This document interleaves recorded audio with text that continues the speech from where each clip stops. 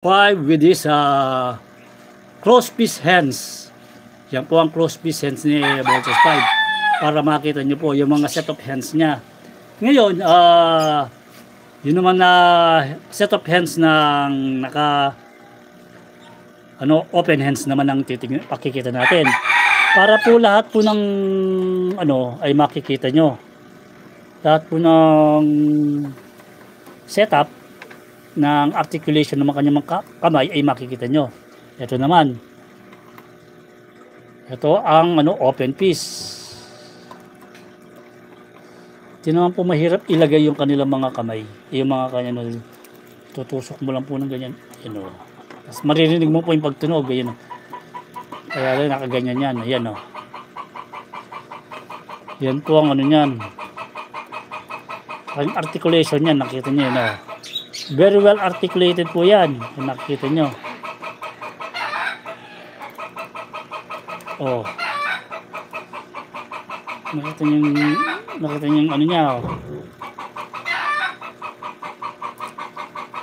Yan po ang niya. Very well ang kanyang articulation.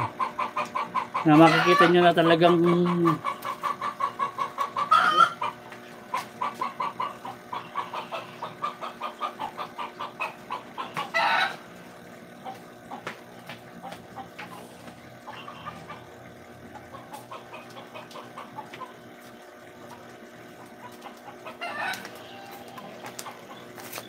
ang kanyang articulation sa kanyang I'm back, ayan, na yung kanyang open hand, articulated hands, yan, naka na po siya, naka bolt in na siya. Doon sa mga hindi nakapanood nung pagbobolt niya, meron po yun na sa unang video. Hello Pinoy Tail View, yup, sup bro, okay lang bro, yan o. Yan si Mini Action Figure Series 02, si toy company to, si Voltes 5. Ayan, sineset natin. Yan ang open hands niya kung nakikita nyo. Para nakikita nyo kung paano yung panagkaiba ng mga close hand, yung hand na may weapon, at the same time yung yung talaga naka-open. Ayan. At saka very articulated yan. It's like in a TV show, tama. Yes, Bad Boy TV. Ito yung latest release. Ito ngayon, matagal na to rin to. Brother, nasa 2000, ewan ko, 19 o 20, 21. Basta mini plan, action mini plan. Ito yun, no? Yung kanyang box.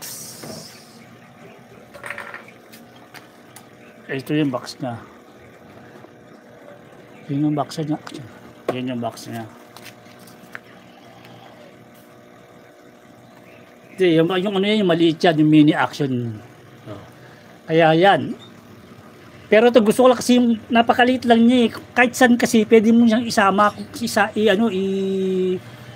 dalhin. Dahil ang liit-liit niya. Pero yung concept ng pagiging Voltes 5 niya, dahil tayo mga batang 80s na yung kabataan natin ay dinatnan natin yan. Isa yan sa mga nag-i-influence natin kaya nahilig tayo sa pagkukolekta at the same time sa pagiging futuristic ng ating thinking. Kasama yan kasi sa series na yan, nung napanood natin yan, sa murang iisip natin, kumbaga naihulma sa ating pagiging heroism, yung pagiging makabayan, pagiging patriot, di ba? Kaya nga, yun yung, kumbaga ako, hindi ko tinatanggal. Isang koleksyon ko lang na Voltes 5 yan. Pero yung Voltes 5 na unang-una talaga yung diecast, yung metal. Nung bata ako, meron ako nun eh. Kaya lang napamigay lang ni Airpat. Nung bata ako. Kaya, nung nagkaroon na hindi mo na kayang bilhin sa panahon ngayon dahil hindi ka na mag-i-invest ng ganong kamahal sa ganon na toys. Mahal na masyado eh. Pero meron talaga ako nun, yung diecast na yun, yung malaki, yung unang labas. Yung yellow pa yung niya, yung design niya yung ganyan. Kaya nung nakita ko tong mini plan na to, ito kagandaan ng presyo nito. At saka kung tutusin, mas maganda ang nito, ang pagka-robot nito, accurate na from screen type, parang lumabas sa TV. Na ang pagkagawa niya ganun. At the same time, yung sukat niya maliit lang, na kahit saan mo, kahit ibulsa mo lang, Pwede mo siyang